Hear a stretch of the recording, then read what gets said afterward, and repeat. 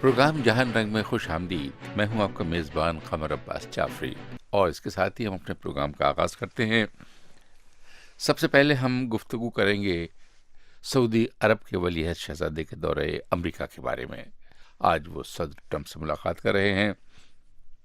इस हवाले से हम डिस्कस करेंगे मशरिक़ वस्ता की सियासत। आगाज़ करते हैं अपने प्रोग्राम का।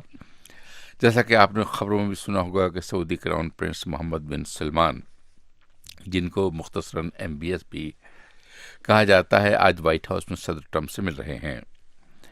ये दौरा एक ऐसे वक्त में हो रहा है जबकि सऊदी अरब और ईरान के दरमियान कशीदगी अपने उरूज पर है, और वाइट हाउस के एक सीनियर ओहदेदार के बकौल ये खत्ते में ईरान की गैर मुस्तहकम करने वाली कार्रवाइयों के बारे में तबादला ख्याल और पेशरफ्त के लिए एक अहम मौका है। उधर CBS को एक इंटरव्यू देते हुए वलीअहद शहजादे ने कहा है कि अगर ईरान जौहरी हथियारों को हासिल करता है तो फिर सऊदी अरब भी हासिल करेगा, हर चंद के उसको इन हथियारों से कोई दिलचस्पी नहीं है। उधर ईरान का जो जौहरी मुआहदा है अमेरिका और यूरोपीय मुल्कों के साथ, उसकी डेडलाइन भी मई में है और सदर ट्रंप उस मुआहदे के सख्त मुखालिफ हैं।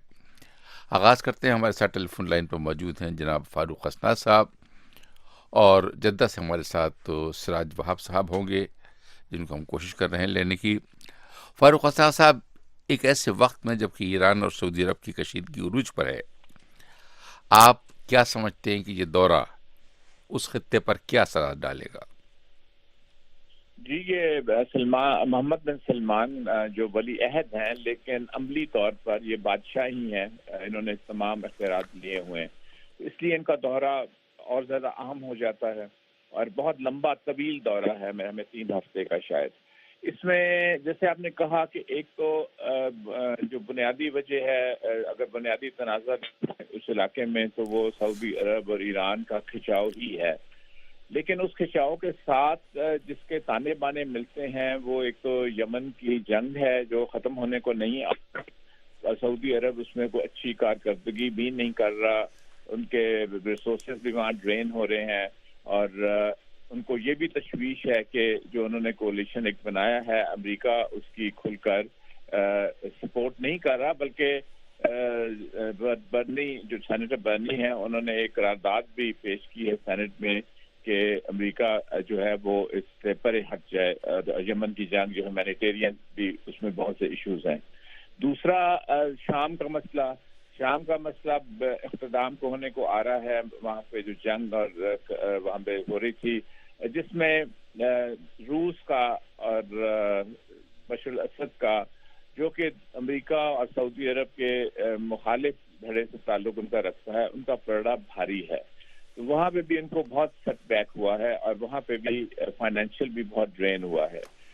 एक तो ये होगा कि ईरान के साथ तो है मसला सारा, लेकिन ये भी जो साथ, हाँ, और तीसरा मैं भूल गया, कतर के साथ भी एक कशीदगी कायम है, और वो ख़त्म होने को नहीं आ रही, और ये अपने जो डिमांड्स कतर के वो किए हुए हैं, उसका ब्लॉकेट भी किया हुआ है, वो भी ख़त्म होने को नहीं आ रहा।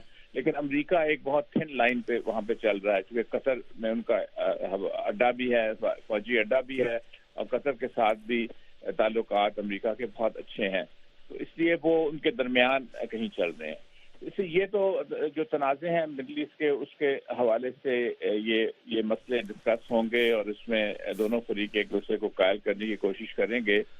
मेरा अपना ख्याल है कि अमेरिका नहीं चाहेगा कि जो यमन की जंग है उसमें वुसअत हो, बल्कि वो कोशिश करेंगे कि किसी तरह से तस्वीया हो जाए। जबकि सऊदी अरब का ये प्रेशर होगा कि उसको पूरी तरह इमदाद की जाए, तो पूरी तरह उसकी बैकिंग की जाए। दूसरा यही सूरत हाल कतर के सिलसिले में होगी, जहाँ पे मेरा ख्याल है कि वहाँ पे कोई तस्वीया नहीं हो सकेगा अमेरिका और सऊदी अरब का इस मामले में, और ये पेंडिंग ही रहेगा, और यही हाल शाम का रहेगा।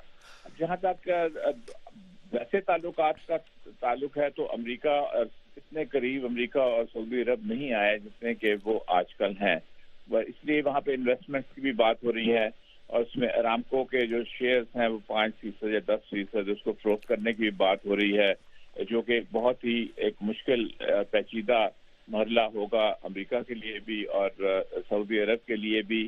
اور سعودی عرب کو ریسورسز اس لیے چاہیے کہ ان کی جو اکنامک حالات ہیں وہ کوئی اتنے اچھے نہیں ہیں جو چند سال پہلے ہوتے تھے.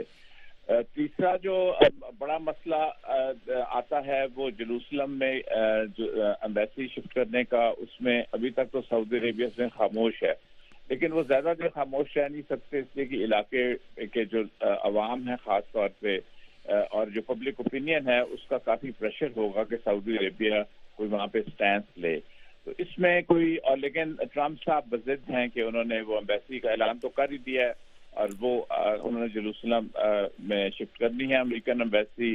اور اسرائیل کے ساتھ ایک ٹلٹ بھی ان کا بہت زیادہ ہو گیا ہے, جیسے کہ ایک زمانے میں امریکہ ایک میڈیٹر ہوتا تھا, وہ رول بھی ختم ہو گیا, فلسطینی بھی ان سے بات نہیں کرنا چاہ رہے.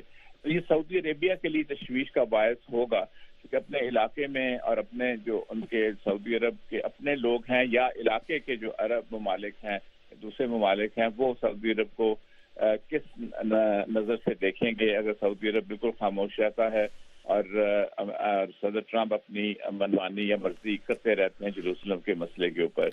تو یہ سارے معاملات ہیں جن کے اوپر بات چیت تو ہوگی, لیکن یہ نہیں ہو سکتا کہ جو سعودی عرب کے مفادات ہیں جس طرح وہ چاہتے ہیں شاید امریکہ کے بھی مفادات اسی طرح کے ہوں. امریکہ نے اپنا بھی مفاد دیکھنا ہے, دوسرے بھی ممالک ہیں, ایران کے ساتھ ٹھیک ہے کھچاؤ ہے, صدر ٹرمپ کا بھی بڑا ہوسٹائل ایک سٹینس ہے وہاں پہ, لیکن بہرحال وہ ایک کسی حد تک ہی جائیں گے, اس سے آگے وہ نہیں بڑھنا چاہیں گے. اور جہاں تک جوہری اس کا تعلق ہے پریشر کا, یہ یورپینس کا بھی بہت پریشر ہے اس کے اوپر. اور صدر ٹرمپ چاہ تو رہے ہیں, لگ تو رہا ہے کہ وہ معاہدے سے نکلنا چاہتے ہیں, لیکن یورپینس اور روس اور چین یہ سارے سگنیٹری ہیں انہوں نے, اور یہ سیکورٹی کونسل کے تھرو معاہدہ ہوا ہے, اقوام متحدہ اس میں پورا انوالو ہے. تو اس میں اتنا آسان نہیں ہوگا, یہ اتنے آسان نہیں ہے. ٹھیک ہے اوپر سے تو بڑا اچھا لگتا ہے کہ بڑے اچھے تعلقات ہیں, لیکن جو مسئلے مسائل ہیں وہ اتنے پیچیدہ ہیں کہ دونوں اپنے اپنے قومی مفادات کو سامنے رکھ کر ہی فیصلے کریں گے اس سلسلے میں. اچھا یہ بتائیے فاروق حسنہ صاحب کی جو اب اس وقت صورتحال ہے, کیا آپ مشرق وسطیٰ میں نئے اتحاد بنتے ہوئے دیکھ رہے ہیں مستقبل میں؟ جی بالکل, نئے اتحاد تو بن چکے ہیں. دیکھیے اگر آپ دیکھیے کوئی سوچ بھی نہیں سکتا تھا چند مہینے پہلے کہ ترکی اس طرح اتنا قریب آ جائے گا روس کے, اور نہ ہی ہم یہ سوچ سکتے تھے چند مہینے پہلے کہ روس اور ایران اور ترکی اور روس کا ایک ٹرائنگل بن جائے گا, اور خاص طور پر شام کے معاملے میں. تو وہ یہ بالکل ایک نیا اتحاد ہے, اور وہ اتحاد کو اگر آپ ذرا وسعت تھوڑی سی دیں تو وہ افغانستان کی طرف بھی چلا جاتا ہے. تو اس لیے وہاں پہ بھی روس کا اور پھر اس میں چین بھی آ جاتا ہے. تو اس لیے بالکل, اور امریکہ کے الائنس پارٹنرز کون ہوں گے؟ بہرحال سعودی عرب ان کا سب سے بڑا الائنس پارٹنر ہے, اسرائیل تو ہے ہی, ایجپٹ بھی ان کا الائنس پارٹنر ہے. تو اس کی یہ الائنسز بالکل مشرق وسطیٰ میں بڑی تیزی کے ساتھ تبدیل ہوئے ہیں اور نئی الائنمنٹس وہاں پہ وجود میں آئی ہیں. تو اگر شام کا جس طرح کہ وہ کامیاب رہا, بہت سی اس میں بھی معاملات تھے, جس طرح کردوں کا معاملہ بھی تھا, اور ترکی کے ساتھ ترکی کے اپنے بھی انٹرسٹ ہیں وہاں پہ, اس کے باوجود یہ تینوں ممالک انہوں نے مل کر ایک مشترکہ وہاں پہ پالیسی بنائی ہوئی ہے شام کے معاملے میں, یعنی کہ ایران, ترکی اور روس نے. تو بالکل نیا اتحاد تو بن چکا ہے وہاں پہ. اچھا دوسرے یہ کہ یہ جو اب سچویشن بن رہی ہے مشرق وسطیٰ میں, اور ظاہر ہے کہ شام میں بھی جنگ جو ہے تقریباً اختتام کے قریب پہنچ رہی ہے, کیا یہ situation over all world politics کو امپیکٹ کرے گی؟ اصل میں بات یہ ہے کہ اب دنیا جو ہے وہ ملٹی لیٹرل ہو گئی ہے, یعنی اس میں جو ریجنل ایکٹرز ہیں ان کی زیادہ اہمیت ہو گئی ہے, اور مختلف ریجنز میں مختلف ممالک جو ہیں وہ ابھر کے آئے ہیں جن کے ارد گرد دوسری ساری پالیٹکس ہو رہی ہے.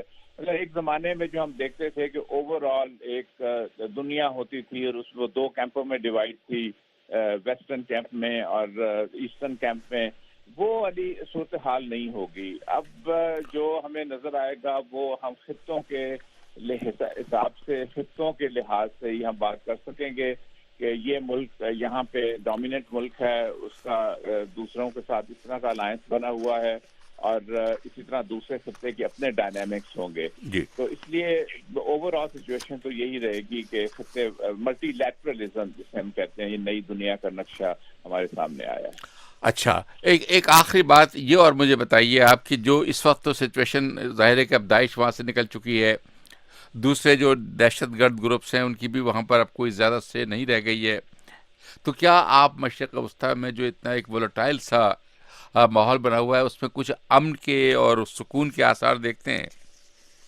جی آثار تو ہیں، چونکہ سب سے بڑا جو ڈیسٹیبلائزنگ فورس تھی وہ داعش ہی تھی، اور القاعدہ بھی تھی اس سے پہلے. تو القاعدہ کا پہلے خاتمہ ہوا اور اب داعش کا خاتمہ ہوا. لیکن ان ممالک کو بہت ہوشیار رہنا ہوگا، اس لیے کہ جہاں داعش تو آئے، اور داعش کوئی ایسے تو نہیں آ گئی خود بخود، وہیں کے لوگ جو ہیں، وہیں کے جو معاملات ہیں، وہیں جو حالات ہیں، اس سے یہ گروپ ایکسٹریمسٹ گروپ بنتے ہیں. تو ان ممالک کو ان ممالک سے میری مراد ہے یہاں پہ عراق اور شام، ان کو اور دوسرے ممالک بھی، ان کا بھی انٹرسٹ ہے کہ ان کو دیکھنا ہوگا کہ اپنا گھر ٹھیک کریں، اپنا گھر سیدھا کریں، اپنے معاملات سیدھے کریں. دوسرے جو تمام دوسرے طبقے ہیں جو ان کے ساتھ اتفاق نہیں بھی کرتے، ان کو ساتھ لے کر چلیں، تاکہ کوئی ایسا ویکیوم نہ چھوڑیں کہ جس میں یہ داعش اور دوسرا کوئی جو ایکسٹریمسٹ ہیں، گروپ ہیں، وہ وہاں پہ آ کے اور کچھ لوگوں کی سپورٹ لے کے یا ٹرائب کی سپورٹ سے وہ پھر سے اس قسم کی کوئی کارروائیاں شروع کریں. تو اگر یہ کر لیتے ہیں اب تک تو ان کو سمجھ آ جانی چاہیے کہ ویکیوم چھوڑنے سے کیا ہوتا ہے جب اسپیس آپ دیتے ہیں دوسروں کو. اور یقیناً ہم یہ امید کر سکتے ہیں کہ اس طرح ہی ہوگا، ویکیوم وہ نہیں چھوڑیں گے، تصفیہ ہوگا، ڈیولپمنٹ کا پروسیس شروع ہوگا، ریکنسٹرکشن ہوگی. اتنی تباہی ہے، اور پھر اس میں روس اور امریکہ کا کسی حد تک انڈرسٹینڈنگ ہونی پڑے گی اگر ریکنسٹرکشن ہونی ہے وہاں پہ، اور اقوام متحدہ کے تھرو یا بڑی طاقتوں کے، چونکہ وہ خطے کے ممالک کی بس کی بات نہیں ہوگی. بہت شکریہ ڈاکٹر فاروق اسناد صاحب.